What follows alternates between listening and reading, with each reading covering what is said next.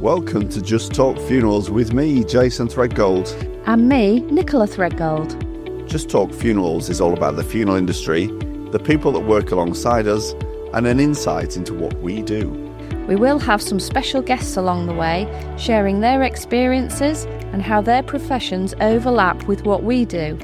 So get yourselves comfy, grab yourselves a cuppa, and let's get into today's episode of Just Talk Funerals. Hello and welcome back to a further episode of Just Talk Funerals. And today we're going to be talking about cremated remains, or sometimes people call them ashes. Well, yeah. Yeah. Okay, so we're going to be talking about once the cremation procedure has happened, the process, and we get them into our care, which can sometimes take between 24 and 48 hours usually, but then there are other different reasons why they can maybe take a little bit longer. But following on from a funeral service and getting those ashes into our care, what happens next? Okay, so you've said there 24 to 48 hours. That's the usual process we can retrieve somebody's ashes from a crematorium. Yeah. We would present ourselves to the crematorium, so we'll talk you through this whole process. Whether that be us as a director or one of our operatives would attend the crematorium. They would obviously need to be identified as one of our team members. Yeah. They would sign for that person's ashes. So they would look at what's called the preliminary application form that we'd filled out originally. This would have on instructions of what's going to be happening with that person's ashes. Now, I'm going to keep referring to this as ashes because it's what I've known for donkey's years. A lot of people use the word cremated remains, but I prefer to use the word ashes. So they would sign for them, but it's not just literally a case of sign and then take away. No. So we need to firstly identify whose ashes we're collecting. Yep. So, I mean, this has always been a tight procedure, but it's tightened up a lot since what happened in Hull in 2024. And it's all about identifying human remains. Yep. Simple as that. Now, human remains, whether you're a human as a body, a person, or human remains as in ashes or cremated remains, it's exactly the same process you would go through. So, the crematorium present a set of ashes in front of you in a cardboard liner, with the preliminary application next to it and the card that's followed them around the crematorium all the way through this process. Yeah. You were to check those details one against another. At this point, the cardboard liner is opened, and inside there's a biodegradable bag inside which is sealed, holding the person's ashes inside it. Yeah. Now, this seal is made up with the sticker with identical details to the card that's followed them around and the preliminary application. Yeah. Once we, as the funeral directing team, have identified, yes, this is who we're collecting, and it matches everything else, that box is then sealed in front of us at the crematorium with a tamper-proof sticker. This was never a thing, but became a thing in the last sort of 12 to 18 months, really. Yeah. Them ashes are then brought back to our premises, and we log them into our premises by two different means. So we have a system called Seeker, which is all of our software that we use for everything to do with funerals. And we can tally that up against the person's funeral that we've already conducted. Yeah. So we now know that this person's back in our care. And because technology is technology, and we don't trust everything in the world yet, we will always keep a manual ledger. Yeah. So the person's signed in both them ways, and then they stay with us until such time as we then know what we're going to be doing with them. Usually, we've known this in advance. So as part of the funeral arrangement, we will have discussed what's going to happen, potentially spoke about the receptacle that the ashes are either going to be put in or returned to the person in. They can stay in the box. Some people take the ashes in the box, but we may well put them into a casket, an urn, a scatter tube. There's all sorts of things that we could do. I've got a question before we carry on, and it's a question that lots of people ask is, am I only getting back my loved one's ashes? 100% yes. I mean, we can guarantee that. Yeah. And, I mean, do this. People do this, genuinely do this. If you want to, go and have a look around a crematorium. It is not as morbid as you think. They all have open door policies, or they'll have times where you can go in and do visits. Yeah. Go and have a look around and follow the process. And it dispels all these myths about, are you getting the right person back? Are you getting a percentage of one person, one of another? Yeah. We've heard it all Yeah. across the years. We've said that, everybody's cremated at the end of the day, and then you get a scoop full of whatever ashes left. It's not that. No. A cremator will only hold one person. Yeah. And from the point where you start that cremation, it will be empty. And the point where that cremation is finished, it will be totally emptied, and you're brought together as a whole at the end. Yeah. Now, we can guarantee that because I've witnessed this process from start to finish. And at the end of a cremation, you can see what's left because it's literally glowing red hot. And if you've not emptied that cremator, there will still be something in there that's glowing red hot. So 100% you're guaranteed you're getting that person alone back. Yeah, absolutely.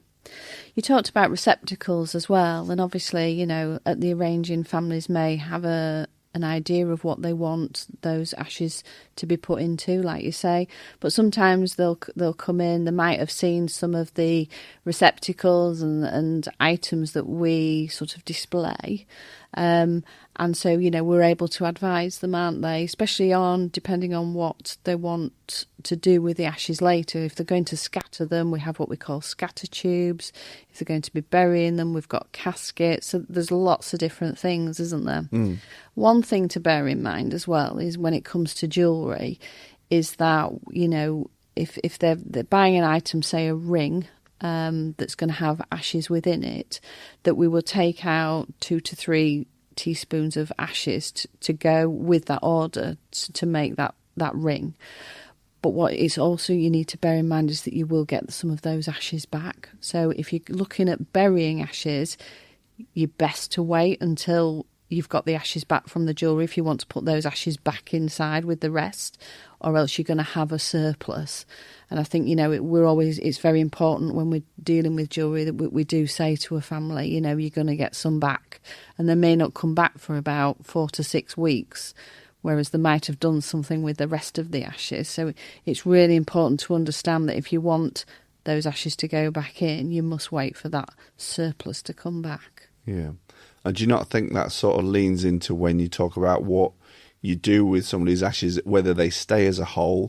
Yeah. Or whether you split them? Yeah, I think this is contentious sometimes with families, isn't it? Families have different beliefs, don't they? Whether they feel that the ashes should be buried as a whole, that none should be taken out. Sometimes family members might want a keepsake. So there is lots of conversation around that as well, isn't there? Yeah, and again, everybody's different, aren't they? They and are. there's loads of different things out there that you can get, keepsake urns and things, and like you say, you've already mentioned jewellery. Yeah. So I'm going to talk about how or who can collect somebody's ashes, or have them delivered to, either which way. Yeah. So it is an interesting conversation. When somebody applies for a funeral service, so you need one person to be what's called the applicant. Yeah. Now, that applicant, it's not saying they've got enduring power over everything and they've got more rights than anybody else. Somebody has to be the person that sort of stands up and says, yes, I will take jurisdiction for everything. Yeah. And all the way through this process, even down to when it comes to releasing ashes, that person will be the one that has the final say. Yeah. So we would encourage people to pick somebody that's going to be the one who agrees with everybody else, number one. We don't want to get into the point where sometimes we have family disputes, which can get pretty gruesome at times, where somebody says, well, no, I want this to happen. No, I want this to happen. Yeah, it's sad, isn't it, to see when it gets to that point. Yeah, and you're left with this, what do we now do? Who do we listen to? Yeah. By law, we have to listen to the applicant. We do. Or the executor. They may well be the same person. So it's key at the start to make sure that the appointed person is the one that's going to agree with everybody else. Yeah. And you know full well at the start, everybody knows full well at the start what's going to be happening. Yeah, with definitely. that person's ashes, yeah. Yeah, definitely. And, we talk about, ashes as well in terms of how long can we store ashes for, because not everybody will collect them straight after the funeral service, will they? Nope. So as a funeral home and within this industry, we can store ashes indefinitely if needed, can't we? And we do, yeah. Yeah. And, we can't do anything with those ashes because they are not, in a sense, our property, are they? No. They belong to the applicant. They do. And, I mean, people say, well, why would you keep them? But when we're making these arrangements with families, there's many different reasons why they want us to store them, look after them. Yeah. It could be that you've got a couple, one person's passed away, and a family aren't comfortable having the ashes back in their home. Yeah, I get. So can we keep them until such time as the other person in the couple passes away, and then we'll arrange for either a burial or a scattering or something at that point? That's together. one reason. Other reasons, it can literally be we're not ready to take them yet, or we're waiting for a burial to take place, or we're waiting for an anniversary to come round. Yeah. There's so many different reasons why we would keep hold of them. But I think you're keen to talk about something that's been highlighted recently, aren't you? Yeah, and I think this nicely links us into that in terms of unclaimed cremated remains. And this recently has been in the press, hasn't it? In terms of, funeral homes claiming that they've got tens of thousands of, throughout the UK, there's tens of thousands of unclaimed ashes going back to the early 1900s even, ashes that haven't been claimed, that may have been left, and maybe somebody's passed away and then it's maybe been forgotten that the other person's ashes were at that funeral home. There's lots of different reasons, isn't there? Yeah, I think I'm going to expand on that thing you just said there, where, say, for instance, a family has lost somebody and they're, again, a couple, and they maybe thought, well, mum's passed away, dad was the applicant, we think dad's dealt with the ashes, we don't want to question him on it, and dad then passes away. It's not until that point you might realise that, well, they're actually still being cared for by a funeral director. Yeah. So it can come as quite a surprise or a shock to some people, can't it? Yeah, absolutely. Yeah, definitely. Yeah. I mean, in terms of, like, the final resting place for ashes, there are so many different sort of places that you can have ashes put at rest, aren't there? We'll talk through a few of them. Yeah. So obviously we've got burial. So you could choose a cremated remains grave, or even you can have the person's ashes put into a full-size adult grave or child's grave even to be with somebody else. So just because you have a full grave doesn't necessarily mean that everybody that goes into that grave has to be as a human. Yeah. They can be cremated remains as well. Yeah. And when you've perhaps had the last full interment in there, you can't then have another body per se put in there. Yeah. You can then have perhaps 6 or 8 sets of ashes put in there. So it keeps you together as a family if that's what you choose to do. Yep. So that's one option. Scattering, whether that's in an official or an unofficial place, that again is contentious. Yeah. In theory, you should get permission from the landowner if you're going to scatter ashes on there. Crematoriums will always want to keep a record of where human remains have gone to. But we find a lot of people take ashes away, and they ask us about this, about can we scatter them there? What do we need to do for that? And it's a tricky one, that, because it might just be a special place where they used to spend time together. If you were like a bench that looks out to sea somewhere on the East Coast, who are you going to ask permission for that? We're not going to promote the fact that go off and do that, but equally we're not going to say to somebody, you're not allowed to do that, you can't do that. No. Because if it's special to them, then why should they not? Yeah, and some, and we're not talking of the full urn of ashes either, are we? Some people will just take the minuscule amount that they just want to scatter in a special place, don't they? It might not even be a thimble full, mightn't it? It's just, they just want to feel that they've taken them to that special place. Yeah, it can have huge meaning to them. Yeah. And why should it be up to us to say, no, you can't do that? Exactly. Yeah, definitely. Okay. Other options, places where ashes can go. Not often does this happen, but burial at sea. Yep. So many different ways in which you can do that. You've probably seen it on TV where people just go out on a boat, they'll charter a boat, a captain there will say a few words and you scatter them out of an urn. There are receptacles nowadays that you can buy that makes it a little bit more official and more dignified way you do it. I think the one thing though about scattering at sea is you've got to make sure you know which way the wind's blowing. You don't be downwind. Yeah, because you know full well we're not going to laugh about this. No, but you need to make sure that you are upwind, because as soon as you start to scatter, they're going to come out like a cloud, especially if you're elevated above the water. Yeah. We always encourage people to get as close to either the floor or the water as they can, and then you're going to get less of that cloud effect coming at you. Yeah. So sometimes a receptacle that's biodegradable, they're lovely, some of them. You literally toss them out to sea. You can get something in the shape of a turtle nowadays. Yeah, there's pillows, isn't there? All sorts. They'll bob around for a little bit while you're saying a few words, and then they gently just drop down onto the seabed, and over time they'll break down and disperse. Yeah. Okay. I was just going to say as well, when you start to look at how you can incorporate ashes, I mean, we've talked and we've already sort of spoken at detail around jewellery, but memorial art. Some people are putting ashes into art, onto canvas, and there's ways of that you can incorporate it onto, so you can have something that's hung sort of on your wall that has got your loved one within it. I think something that it tends to go in peaks and troughs with us is tattoos, isn't it? A lot of people will take some ashes away to put into a tattoo on themselves. They need to be the really fine ashes, though. And I think what you'll find is your tattoo artists, the ones that are doing this, they will take a really small proportion of somebody's ashes and they will grind them down even further so that they're into a really fine dust. Mix that in with the inks, because they've still got to be able to go through their machinery and embed that into the person by means of tattoo. Yeah, absolutely. And I think another way, and I think we've maybe done it once, haven't we, whereas we had some ashes that were incorporated into a diamond, and that's through... I mean, the process there, I mean, sadly, it's quite an expensive process. And as soon as you mention the word diamond, it's going to be expensive, isn't it? Yeah. But you need to take the carbon from what's within somebody's ashes. You put that under extreme heat and on extreme pressure.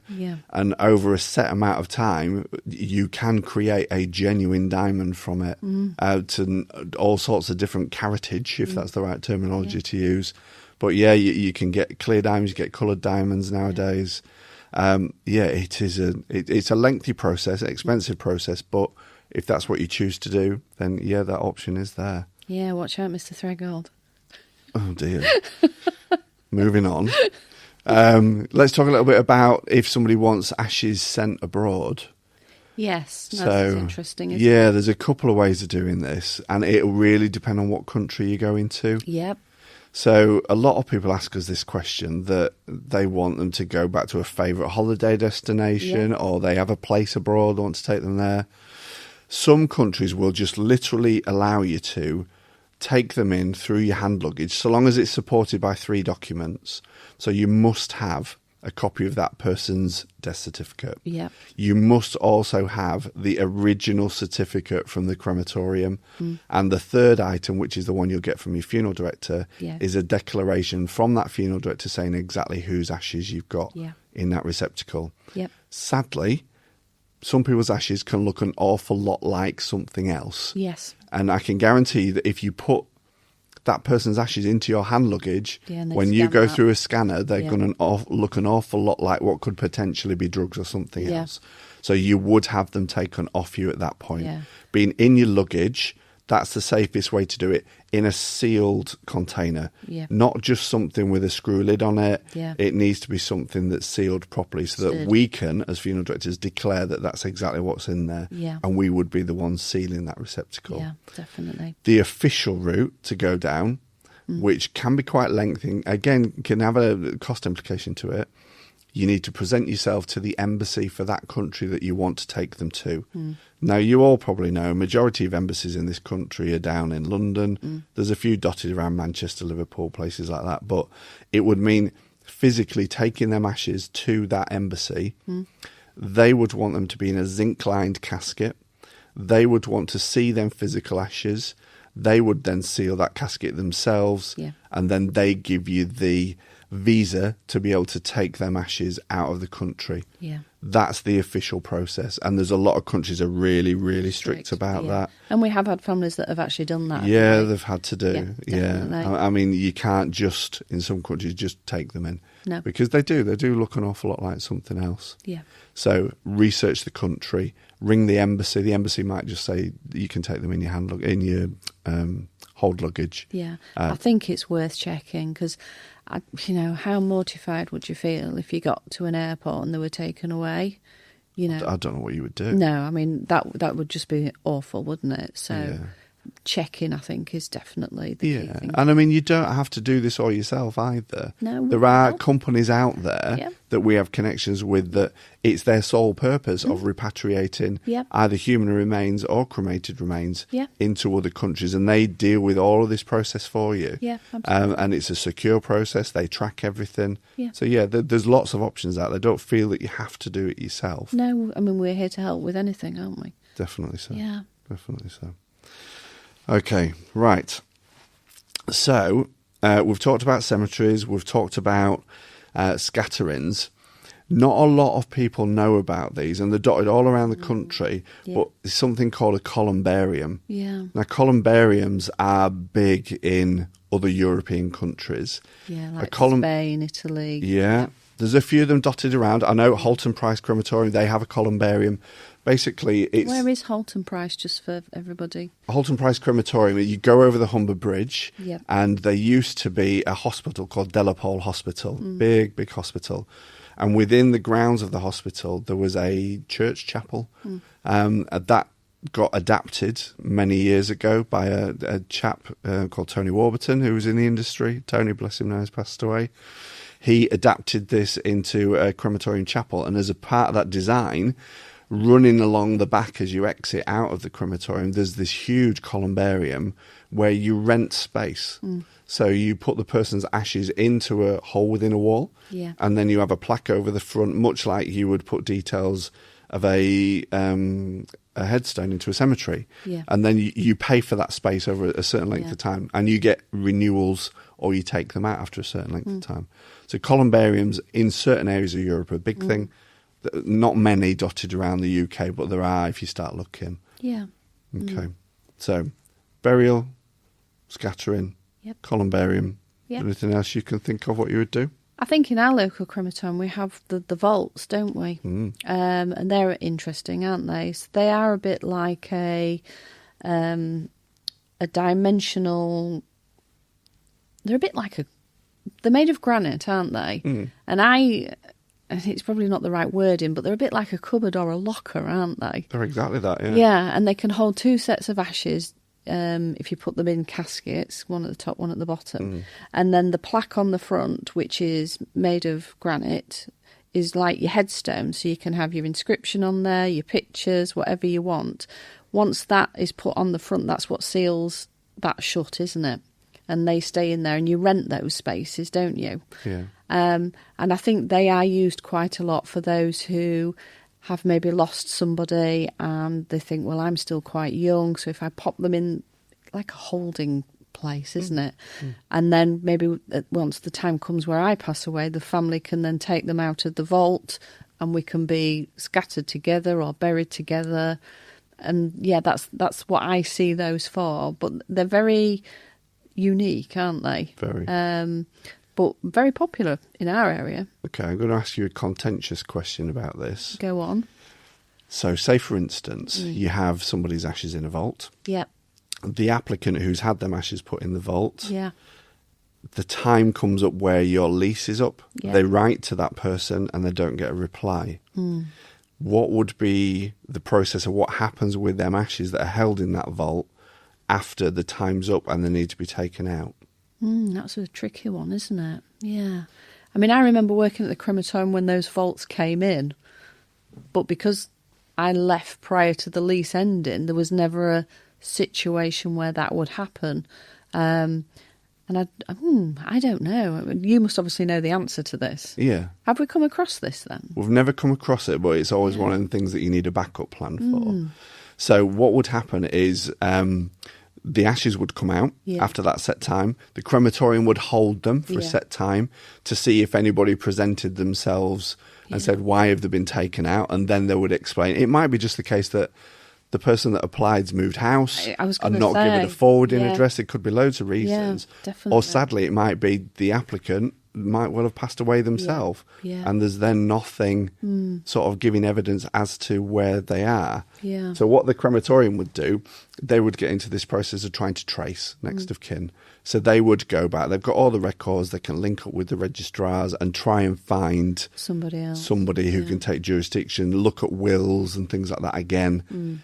If, and I'm not sure on this, if a certain amount of time has then passed and they've tried everything, they've exhausted everything, I'm pretty certain it's written into the guidelines of the application for that after a certain amount of time, the ashes would then be scattered and they would be recorded in that location. Interesting. Never come across it, but there's always going to be that chance that it could potentially happen in the future. And equally the same with columbariums. Yeah, definitely. So it would be written into the terms. That would be what was happening. Yeah, interesting. Okay. That's it for today, folks. I hope you were interested in what we're talking about, and we'll speak to you soon. Thank you. Thank you for joining us for this episode of Just Talk Funerals. We really care about what you think. We love your feedback on the subjects raised today, or maybe you have a question you would like us to talk about in a future episode. You can contact us by emailing podcast@threadgoldfunerals.com. If you'd like to know more about what we do and the services we offer, then please head to jasonthreadgoldfuneraldirector.com. Thank you for joining us today, and see you next time.